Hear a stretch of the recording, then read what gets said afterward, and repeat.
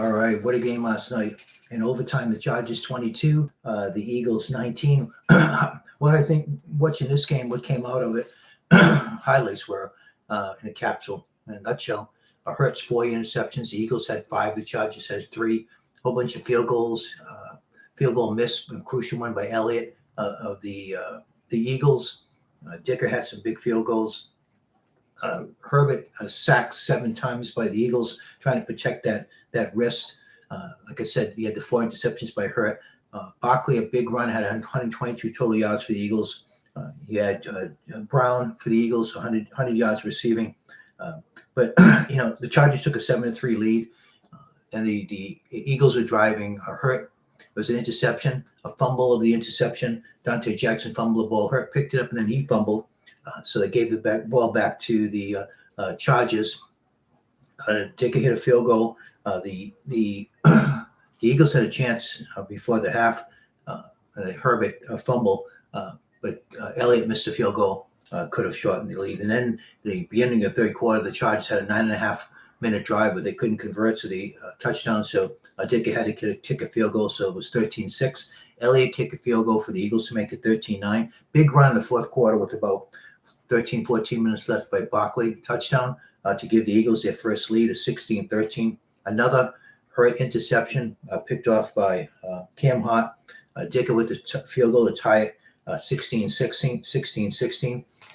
Then with 2:10 left, the Eagles drove, and Elliott kicked the field goal to give the Eagles the 19-16 lead. Too much time for Herbert. He drove the Chargers down, and Dicker with a field goal to tie it up, to send it into overtime, 19-19. Big field goal by Dicker of the Chargers to give the Chargers a 22-19 lead.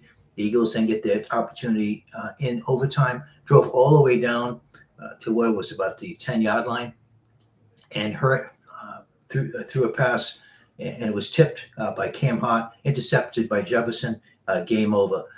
So big win for the Chargers. They're now 9-4. They're behind the Broncos, who are 11-2. The Eagles now 8-5. The Cowboys 6-1. So that tightens up. Again, the big turnovers 4 by Hurt. Just a tough game. The Eagles did establish some running. Again, the Eagles, the defense, 7 sacks on Herbert, but the Chargers come up on top. NBA last night, you had the Suns 108, the Timberwolves 105, despite 40 points and 9 rebounds by Anthony Edwards of the Timberwolves. The Suns won the game. You had the Pacers 116, the Kings 105. Andrew Nemhard playing more now with the injuries. The Pacers starting 28 points and 12 assists for the Pacers. And the Spurs held off the Pelicans 135-132. Derek Queen of the Pelicans, the first time I mentioned him, 33 points, 10 rebounds, and 10 assists. So big game, but the Spurs ended up eking it out. Only one NHL game. The Kings 4, the Mammoth 2. Amia 2 goals for the Kings. The very little, no top 25 college men or women's basketball games, but the rankings did come out. Top 10 for the men: Arizona, Michigan, Duke, Iowa State, UConn, Purdue, Houston, Gonzaga, Michigan State, and BYU. Undefeated teams still: Arizona, Michigan, Duke, Iowa State. Vanderbilt's number 15. They're still undefeated. Nebraska's number 23. They're undefeated. I told you they'd be in this week's poll. On the women's side, we've got UConn, Texas, South Carolina, UCLA, LSU, Michigan, Maryland, TCU, Oklahoma, and Iowa State. Undefeated still. You've got UConn, Texas, LSU, Maryland, TCU, Iowa State. Number 11, Iowa still undefeated. Number 14, Vandy still undefeated. And Nebraska on the women's side, undefeated, number 24. NCAA Soccer Championship. Congratulations, Florida State. They captured the 3rd championship in the last 5 years with a 1-0 win. Yariana Hudson with the goal in the 87th minute. So congratulations, Florida State. Big win, good competitive game against Stanford. So the bowl matchups came out. Some interesting bowls. You've got Georgia Tech versus BYU in the Pop Tops Bowl. You've got the Tax Slayer Gator Bowl, Virginia versus Missouri, good game. The Kansas Texas Bowl, LSU versus Houston. Music City Bowl, Tennessee versus Illinois.